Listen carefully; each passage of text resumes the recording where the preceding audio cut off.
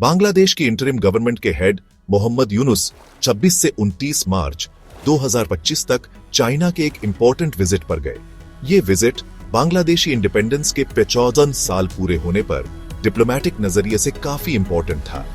यूनुस ने president Xi Jinping समेत कई हाई रैंकिंग चाइनीज ऑफिशियल्स से मुलाकात की, जो दोनों देशों के ग्रोइंग टाइज दिखाता है। बोआओ फोरम फॉर एशिया में उनकी मौजूदगी ने विजिट के इकोनॉमिक कोऑपरेशन पर फोकस को और हाईलाइट किया, लेकिन इंडिया के नॉर्थ ईस्टर्न स्टेट्स पर यूनुस के रिमार्क्स ने कंट्रोवर्सी पैदा कर दी और डिप्लोमेटिक टेंशन बढ़ा दी। यूनुस ने बांग्लादेश के स्ट्रेटेजिक लोकेशन को इंडिया के landlocked north eastern states, Nepal और भूटान के लिए समुद्र तक पहुंचने के गेटवे के रूप में बताया। उन्होंने बांग्लादेश के जरिए बेहतर कनेक्टिविटी और ट्रेड की संभावना पर जोर दिया और देश को रीजनल डायनामिक्स में एक इंपॉर्टेंट लिंक बताया।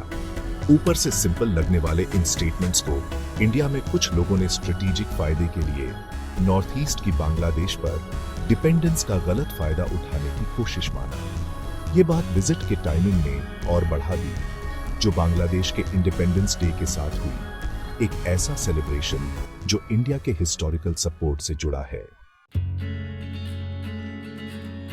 इंडिया के north eastern states geographically sensitive और स्ट्रेटेजिकली इंपॉर्टेंट जगह पर हैं। चिकन्स नेक नाम के एक नैरो कॉरिडोर से बाकी इंडिया से जुड़े ये स्टेट्स समुद्र और ग्लोबल ट्रेड तक पहुंचने के लिए बांग्लादेश के रास्ते पर डिपेंड करते हैं। इस जियोग्राफिकल रियलिटी ने हिस्टोरिकली इंडिया की सिक्योरिटी कंसर्न्स और रीजनल डिप्लोमेसी के अप्रोच को प्रभावित किया है।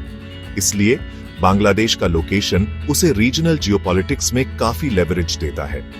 बांग्लादेश में चाइनीज इन्फ्लुएंस बढ़ने की संभावना, खासकर इंफ्रास्ट्रक्चर डेवलपमेंट और इकोनॉमिक इन्वेस्टमेंट के मामले में, ने दिल्ली में चिंता बढ़ा दी है। इंडिया नॉर्थ ईस्ट को अपना बैकयार्ड मानता आया है और रीजनल बैलेंस ऑफ पावर में किसी भी बदलाव को वो एप्रीहेंशन से देखता है।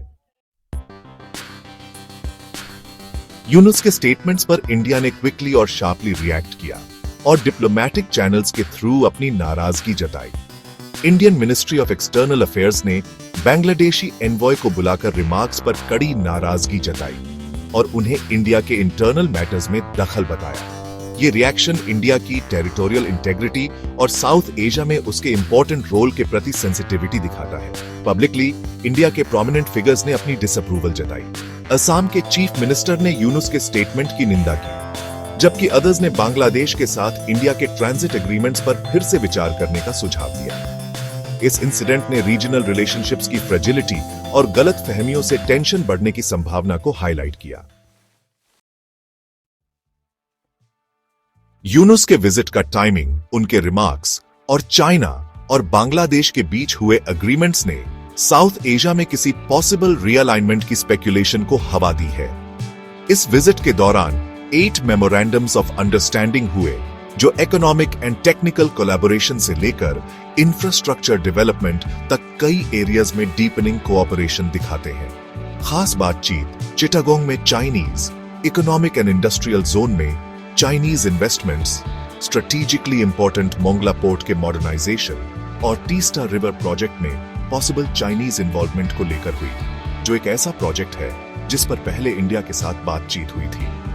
हालांकि बांग्लादेश कहता है कि चाइना के साथ उसका रिश्ता प्योरली इकोनॉमिक है, लेकिन ये डेवलपमेंट्स इंडिया की नजरों से नहीं छिपे हैं। बांग्लादेश के चाइना के ऑर्बिट के करीब जाने की संभावना इंडिया के लिए एक स्ट्रैटेजिक चैलेंज पेश करती है, जो उस रीजन में उसके इन्फ्लुएंस को कमजोर कर सकती है, जिसे वो लंबे समय से अपना स्फीयर ऑफ इन्फ्लुएंस मानता आया है।